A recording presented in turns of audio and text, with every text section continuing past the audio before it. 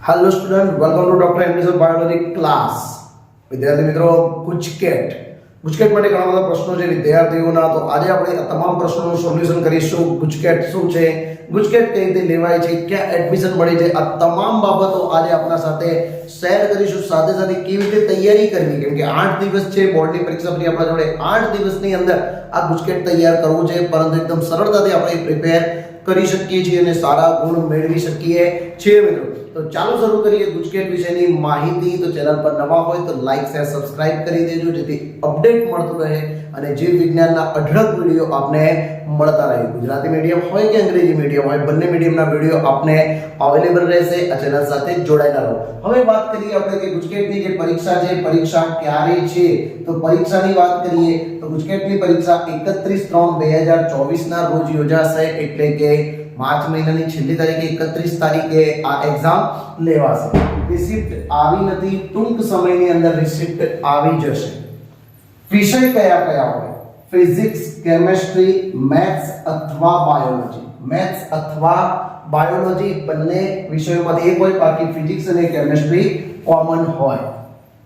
આપના તમામ પ્રશ્નોના ઉત્તર હું આજે લઈને આવ્યો છું। વિદ્યાર્થીઓ જે પૂછી રહ્યા છે તમામ પ્રશ્નોના ઉત્તર આપને મળી જશે। ગુજકેટ કેટલી મહત્વની છે એ બાબત પણ આપણે ધ્યાનમાં રાખીશું।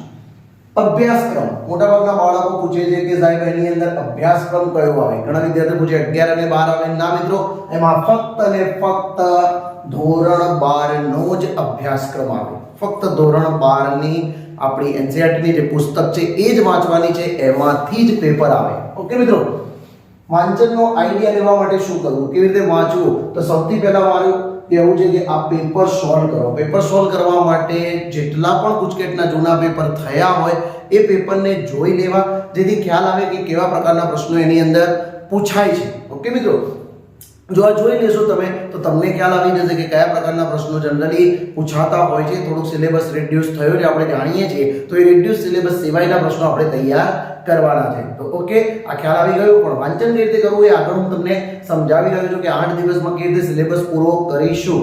ઓકે મિત્રો, તો હવે વાંચનની વાત થઈ, ત્યારબાદ આગળ વધે કે ભાઈ કોણ આ પરીક્ષા આપી શકે?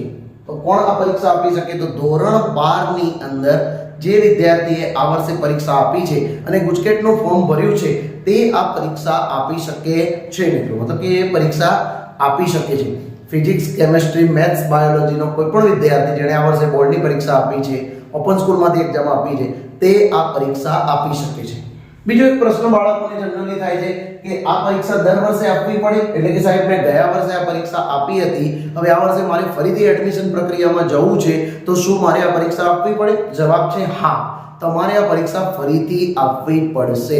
જો ફરીથી આપણે એડમિશન પ્રક્રિયામાં જવું હોય તો આ પરીક્ષા ફરીથી આપવી પડે। આપણે ફરીથી આ પરીક્ષા મિત્ર આપવી પડશે, એટલે આ બાબત ધ્યાન રાખવાનું, તમારે આ પરીક્ષા આપવી પડે, આ વર્ષે પણ આપવી પડશે। ગુણભાર કેવો હોય? તો ગુણભારની વાત કરીએ તો એની અંદર આમ તો બધા જ પેપર 40 માર્કના હોય, ટોટલ 120 માર્કનું પેપર હોય, એમાં 40 માર્ક જે છે એ 40 માર્કની વાત કરીએ આપણે તો 40 માર્કનું આપણું ફિઝિક્સ હોય, 40 માર્કનું કેમેસ્ટ્રી અને 40 માર્કનું મેથ્સ અથવા બાયોલોજી। મેથ્સ વાળા વિદ્યાર્થીને મેથ્સ હોય, મતલબ કે એ ગ્રુપના વિદ્યાર્થીને મેથ્સ એ હોય અને બી ગ્રુપના વિદ્યાર્થીને બાયોલોજી હોય, એટલે કે કુલ 120 માર્ક્સનું પેપર હોય મિત્રો। ગુજકેટની એક્ઝામ, બોર્ડની તૈયારી થઈ ગઈ છે, ગુજકેટની એક્ઝામમાં જો તૈયારી કરી લો તો તમને ઘણો બધો ફાયદો થવાનો છે। કેવી રીતે ફાયદો થવાનો છે હું આગળ ચર્ચા કરી રહ્યો છું। હવે અહીંયા ટાઈમ કયો હશે? જે રિસિપ્ટ આવશે તમારી એની અંદર કયો ટાઈમ લખેલો હશે? તો બેઝિક વાત છે કે ટાઈમની વાત કરીએ આપણે તો ફિઝિક્સ અને કેમેસ્ટ્રીનું પેપર કમ્બાઈન હશે, જે 10 થી 12 લેવાશે।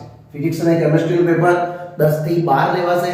12 અને 6 થી 12 અને 30 સુધી તમને રિસેસ મળશે અને ત્યારબાદ 12:30 વાગે ફરીથી તમારું, મતલબ કે 12:30 વાગે ફરીથી એન્ટ્રી શરૂ થાય, એટલે 1 થી 2 દરમિયાન આપનું બાયોલોજીનું પેપર હશે મિત્રો।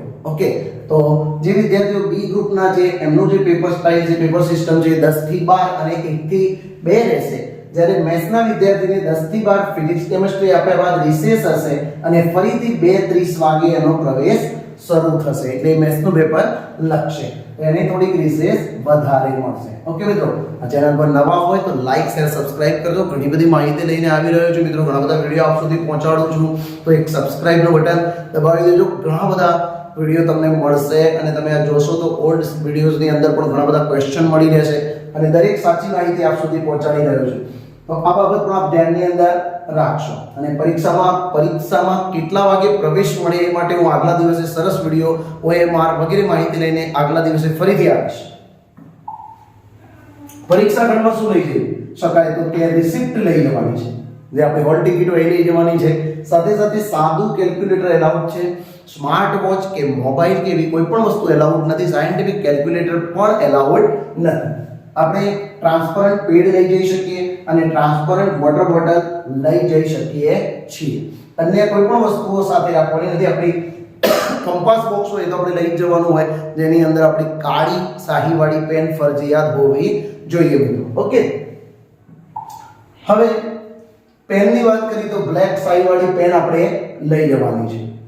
હવે આપણે નીટ માટે પણ ક્લાસ ઓનલાઈન ચાલે છે, જે ફ્રી છે. ઓનલાઈન આપ અભ્યાસ કરી શકો છો, જેની અંદર ઘણા બધા વિડીયો આપ સુધી હું પહોંચાડી રહ્યો છું. લાસ્ટ યર પણ આપણા વિદ્યાર્થીએ 478 માર્ક્સ નીટની અંદર પ્રાપ્ત કર્યા છે અને બાયોલોજીમાં 330 માર્ક એને પ્રાપ્ત કર્યા છે. તો આવા વિદ્યાર્થીઓ આપણી પાસે છે અને ગુજકેટમાં પણ હાઈએસ્ટ પરિણામ છે. તૈયારીમાં શું છે? મહત્તમ પેપર સોલ્વ કરવા, મહત્તમ પેપર સોલ્વ કરવા. બોર્ડની તૈયારી તો આપણે કરી જ છે, એટલે 8 દિવસની અંદર આપણે કઈ વિશિષ્ટ તૈયારી નથી કરવાની. જે આપણે વાંચ્યું છે ને ફરીથી આપણે રિવાઇઝ કરવાનું છે મિત્રો. હવે પુનરાવર્તન કરતા રહ્યો, MCQ સોલ્વ કરવા અને ફક્ત ધોરણ 12 નું પુસ્તક જ વાંચવાનું છે. પ્રવેશ પ્રક્રિયા બાબતે ગુજકેટ કેમ મહત્વની છે? ગુજકેટની વાત કરીએ તો માની લો કે આપણે એન્જિનિયરિંગની અંદર એડમિશન લેવું છે, તો એમાં કેવી રીતે માર્ક્સ ગણાય? તો 50% ગુજકેટના માર્ક્સ ગણાય અને 50% બોર્ડના માર્ક્સ સામાન્ય રીતે ગણાય છે. એના આધારે તમે પ્રવેશ પ્રાપ્ત કરી શકો છો. સરકારી કોલેજોમાં, ગવર્મેન્ટ કોલેજમાં એડમિશન લાગી જાય તો આપણા માટે ખુશીની વાત છે, કેમ કે આપણે કોઈ પણ મતલબ કે પેમેન્ટ ભરવું ના પડે અને મા બાપ માટે પણ સારી બાબત છે. એટલે ગુજકેટ એ રીતે ખૂબ જ મહત્વની બાબત છે. એટલે એ રીતે આપણે ગુજકેટ માટે તનતોડ મહેનત કરી લેવાની છે. ડિગ્રી અને ડિપ્લોમા ફાર્મસીમાં 60% બોર્ડના હોય અને 40% ગુજકેટના માર્ક્સ ગણાય છે. ડિગ્રી ડિપ્લોમા ફાર્મસીની અંદર પણ એડમિશન માટે ગુજકેટ ગણાય છે, તો એ પણ આપણા માટે ફાયદાકારક બાબત છે. અને આ ઉપરાંત જો વેટરનરીની વાત કરીએ તો વેટરનરીની અંદર 100% ગુજકેટ દ્વારા એડમિશન થાય છે. તો આ રીતે ગુજકેટની જે પરીક્ષા છે એ પરીક્ષા આપણા માટે ખૂબ જ મહત્વની છે. ખૂબ જ તૈયારી કરી લેવાની છે. 8 દિવસ હજુ પરીક્ષા પૂરી થયા બાદ 8 દિવસ ગુજકેટની તૈયારી કરીશું, ત્યારબાદ નીટની પણ તૈયારી કરીશું. પરંતુ હવે જે ટાઈમ છે એમાં હજુ પણ આપણે તનતોડ મહેનત કરીને ગુજકેટમાં માર્ક્સ લાવી દેવાના છે, આખું પત્તું ફેરવી દેવાનું છે આપણું. ઓકે મિત્રો,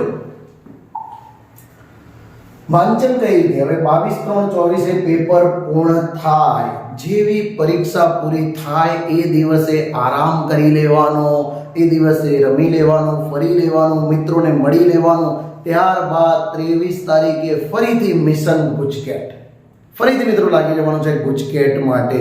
ગુજકેટ માટે લાગી જવાનું. દરરોજના ઓછામાં ઓછા 12 કલાક તો આપણે રીડિંગ કરવું જ પડશે. મા બાપને ધ્યાનમાં રાખશો. મા બાપે ખૂબ મહેનત કરી છે, તો જો તમે સારા પરિણામ પ્રાપ્ત કરશો તો બેઝિક વાત છે કે મા બાપના પૈસા બચવાના છે. આપણે ગવર્મેન્ટ કોલેજમાં એડમિશન મળી જશે, તો આપણે દરરોજ 12 કલાક તો આપણે રીડિંગ કરવાનું જ છે મિત્રો. કેવી રીતે રીડિંગ કરવું? 8 દિવસ છે, તમારું ટાઈમ ટેબલ તમારી જાતે બનાવો. કયા પ્રકરણ વાંચવા એ હું તમને નથી કહેતો, પણ કયું વાંચવું એ તમે સમજાવી શકો છો કે 12 કલાક જો વાંચવું છે તો કેવી રીતે વાંચવું. માની લો કે આપણે ફિઝિક્સના 2 ચેપ્ટર સવારથી શરૂ કરી દઈએ તો 4 કલાક કે 5 કલાકમાં રિવાઇઝ થઈ જાય. ત્યારબાદ ફરીથી 4 કલાકમાં કેમેસ્ટ્રીના 1 અથવા તો 2 ચેપ્ટર રિવાઇઝ કરી શકાય. એક સરળ લેવાનું, એક મોટું ચેપ્ટર, ભારે ચેપ્ટર લેવાનું, જેથી સરળતાથી 1-2 ચેપ્ટરનું બેલેન્સ થઈ જાય. જે વિજ્ઞાનની વાત કરું તો 100% 2 પ્રકરણ ઇઝીલી થઈ જાય અને મેથ્સ વાળા પણ 2 પ્રકરણ કરી શકે.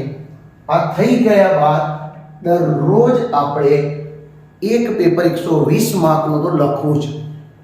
આ બધું જ વંચાઈ જાય ત્યારબાદ આપણે 120 માર્કનું પેપર તો આપણે લખવાનું, કેમ કે બોર્ડની પરીક્ષા આપણે આપી દીધી છે, મોટાભાગનો સિલેબસ આપણને ખબર છે, એટલે પેપર પ્રેક્ટિસ પેપર ઘણા બધા અવેલેબલ છે. હું પણ મૂકતો રહીશ, હું પણ સોલ્યુશન રોજ અપડેટ કરીશ, તો એ તમે જોતા રહેશો. તો રોજ તમે પ્રેક્ટિસ પેપર તો એક લખજો જ, જેથી તમને ખ્યાલ આવી જાય કઈ રીતે OMR પર બી વગેરે વિડીયો તો આપણી ચેનલ પર હવે ટૂંક સમયની અંદર, મતલબ કે પરીક્ષાની ગુજકેટની પરીક્ષાના પહેલા આવી જ જશે મિત્રો. હવે આ જે ચેનલ છે એ ચેનલ પર 415 થી વધારે વિડીયો છે.